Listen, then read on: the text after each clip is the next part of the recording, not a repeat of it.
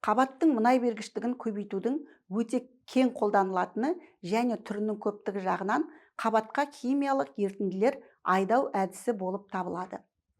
Үшіншілік әдіс осы физика-химиялық әсер ету әдістерімен көптеп сипатталады.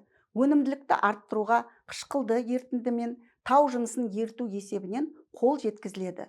Бұл кезде ұңғы сағасы әсер ету әдісінің табыстылығын қамтамасыз ететін арнайы химиялық қоспалардың қышқылды ерітіндісін ингибиторлар, диспергаторлар, демульгаторлар, тұрақтандырғыштар дайындауға, айдауға арналған арнайы қондырғылар мен техникалар толады десек болады.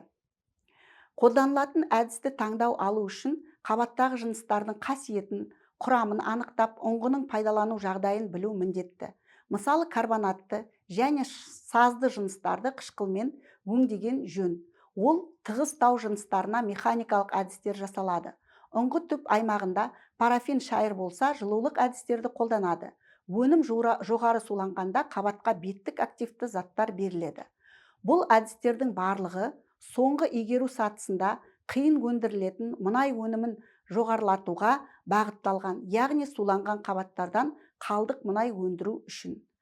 Қабатты химиялық ерітінділермен өңдеу мақсаты нақты болады.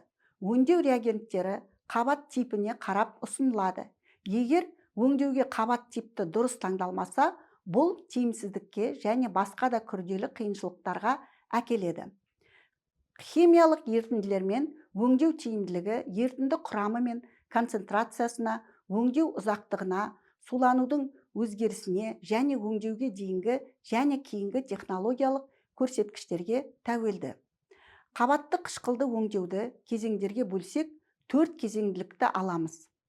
Жұмыстық ерітінді ретінде мұнай мен ұңғы бағанынан артық емес көлеммен қажетті аралық толтырылады, бірақ қабатқа қысыммен итерілмейді. Екінші кезеңде қышқыл беріледі де, үшінші кезеңдікке әрекетке 16-24 сағатқа қалдырылады. Соңғы кезеңде кері жуу арқылы қышқылды әсерлескен реакция өнімдермен бірге шығарып алады. Жуу сұйықтығы ретінде қарапайым су қолданылады. Осындай кезектілікпен өтетін тұз қышқылды өңдеудің тізбесін көріп отырсыздар. Қышқылды өңдеу кезінде оның тиімді концентрациясы 10-16% құрайды. Одан жоғары қаныққан ерітінді көрсетілген келесі себептер бойынша қолданбайды. Ал саз қышқылды өңдеу құрамы күрделі қоспа, яғни тұз және фторсутекті қышқылдармен ұсынылады. Фторсутекті плавикалық қышқыл силикатты тау жынысын түзуші минералдарды ыдыратады. Құрамда тұз қышқылының болуы өңдеу тиімділігін арттырады, гелий тұнуын болдырмайды, себебі қышқылды ортада кремний қышқылы еріген күйде болады. Жалпы ұңғыны қышқылды өңдеуде базалық заттар ретінде тұз және фторсутекті плавикалық қышқылдар қолданылатынын білдік. Алайда сирек жағдайда сірке суы, құмырсқа қышқылы, сульфаменді, күкіртті қышқылдарға қажеттілік туындауы да мүмкін. Ал енді осы қышқылдардың әсерінің тиімділігі айдау, қысымы мен көлеміне тікелей тәуелді.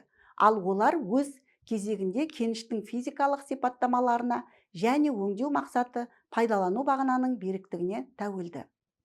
Қышқыл мен өңдеу сызбасына жоғарыда тоқталғанымыздай, аталған қышқылдардың барлық түрімен қолдану сипаты бірдей дерлік, тек ерекшелік қышқылды қабатқа енгізу және енгізбеуді. Бұл әрине тағы да атап айтамыз өңдеу мақсаты мен түріне байланысты. Назарларыңызға рахмет.